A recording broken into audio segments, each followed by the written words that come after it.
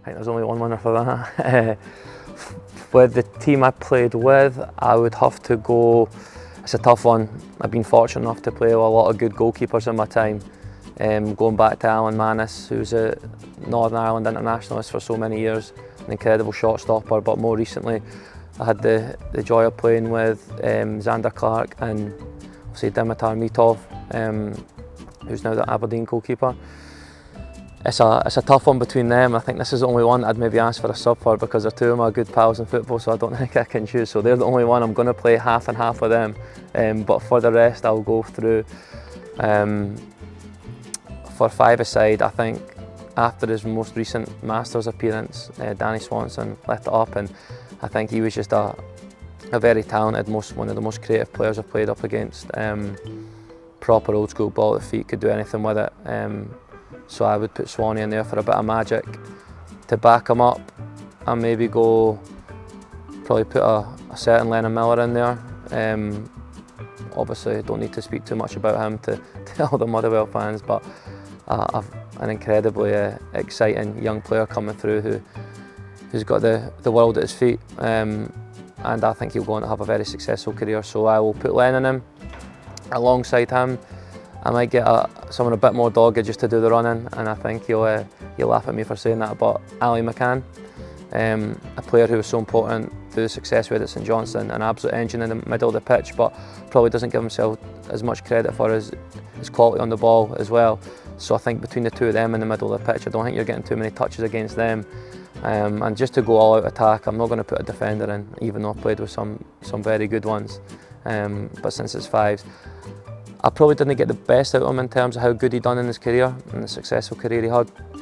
But for the short time I played with him, I just thought he was so impressive. His movement, his knowledge of the game, how good a player he was on the ball, and he could get stuck in off it even though he's just a wee guy. So I'll go Craig Bryson in there as well, just pulling the strings and orchestrating and keeping everyone on their toes. So I don't think as five-a-side teams go, that will get beaten by too many teams. More difficult one for the players played against, obviously played up against loads. Put me on the spot on this as well. I'll probably forget a few, so I'll probably get a bit of stick with whoever I select. But I obviously need to start with a goalkeeper. Goalkeepers played against, Fraser Foster's got to be up there. Just in terms of a shot stopping, you can kick the ball, I think box to box with both feet, and just the presence he has as well. You're in the tunnel before the games, and he's a massive figure, which is a huge part of being goalkeeper. So yeah, obviously the career he's had as well, remarkable. Let's go. I might leave out defender again and just go all out. Played up against some very good players, obviously domestically. None more so than I would say Kyogo. From a defender's point of view, just an absolute nightmare to play against. His speed, his finishing, just deadly. I know he won't maybe interact with the rest of the players in the game as much as what others would that I've played with, played against, like your Edwards, Dessers, Morelos, Dembele's, but I just thought he was the one if you switch off for a second, you're finished. There's no recovery time. He's absolutely clinical, so I would go Kyogo. Playing off him, we played obviously Galatasaray in the Europa League, and they had a boy, I'm going to kill myself trying to pronounce his name, but I think it was like Akhtar Koglu, something along those lines, but on his top he had Kerem. He obviously played at Galatasaray for a number of years, really good. I think he was just a young, exciting player at that point, coming through the ranks, and then he is now, I think, from what I believe, has moved on to Benfica in recent years and doing really well for them.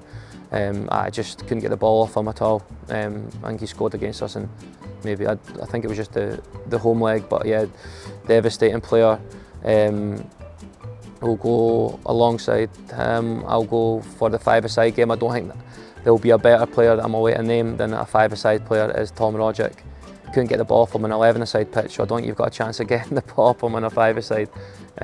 One of the best abilities I've seen played against, just technically amazing. So he'll be going in there.